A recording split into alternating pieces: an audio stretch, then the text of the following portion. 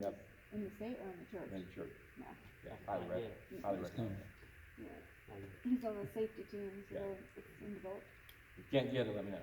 Because these guys have they got boxes. But do that. They want to do suicide recognition, and they want to partner with something we're going to talk about in about an hour with NAMA. This is what they created. And so they shut this out to the churches in Nevada. And if you want to do this, we gave them all the tools and tools to do that. So it's called the Interfaith Recovery Initiative. They're in Nevada. And what they decided to do is they wanted some masterclass videos to start, to gain interest. You can have access to all of these. I'll send you after. These are 10-minute videos on why the church, science of addiction, recovery-oriented system of care. But this one, you can't really see it very well. We put 6 peers in a room, in a coffee shop. We ran a 5-camera shoot in the coffee shop. The folks in the coffee shop let me have the coffee shop after hours. We brought in a camera crew, and we had 6 peers. I had a peer that dealt with sexual addiction. I had a peer that was a family member.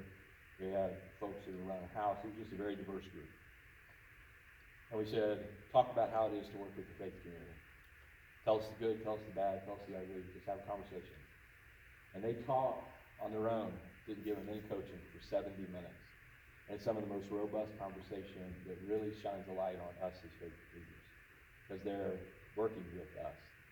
And they were saying, man, I wish we had this. And man, this would be great if we had that. And so we'll give you access to all of these videos and you can watch them.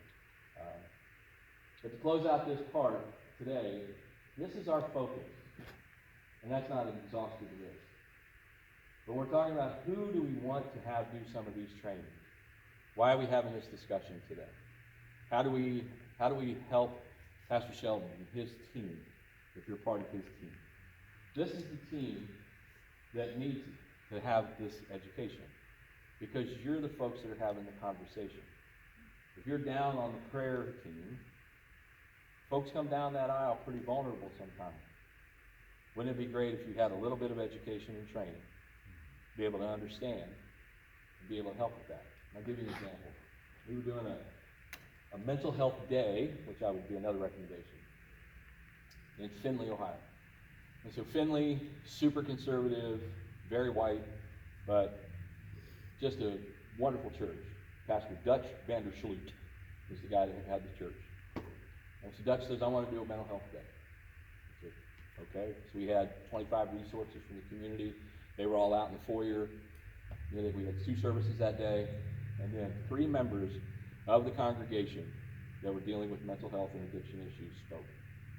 One was the church administrator, who had challenges with depression.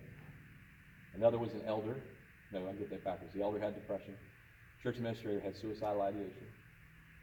And then the guy who led worship that morning with his wife talked about his substance use disorder and how it almost crippled their marriage.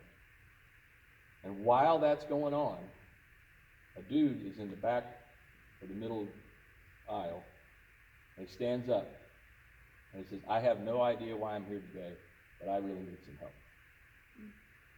And he walked down front, and this church had been through the trainings, and I just watched. I just got out of the way. And it was amazing. One person on the phone with Midwest Behavioral Health, which is a center about 40 minutes up the road, to help get him treated. The other person was like, hey, give me your address, I'll run you out to the house, we'll get you some clothes before we take you. I'm going to take you to lunch. 2 other people had him by the hands, praying with him. As it all went on, it was a team of 6, and it was like, and it was like a trauma team, like cart crash and stuff. And I wish I could put a big red bow on it and tell you that now, he's a state senator or something like that, but I can't. But that was but it all was initiated by these folks. Dutch never moved, never flinched, stayed in his seat. Why? The team had fault. They knew what they were doing. So that's kind of the vision. Okay? So what is a recovery-friendly congregation? You're doing this today. It's a place to understand. You're already doing this. Friday nights, you're open. It's a place where I can begin my journey. not just in recovery, but into my relationship with Jesus Christ. It's a place that I have support, actually is evidence of that. It's a place that when I've gone through some of those those treatment options, and I'm off with some of those partners that I now have a relationship with, it's a place that I know I can return to. And I'm going to be welcome, and folks are going to get me. They're going to understand. And it's a place for me to grow. Because one of the things that you'll see is that I'm confident some of you that are sitting in here in recovery, got that vibe, you got the shirt on. So you can become some of the most amazing volunteers, the most amazing ambassadors for the kingdom.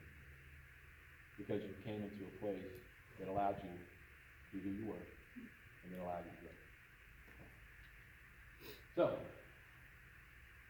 that is that. What else is that?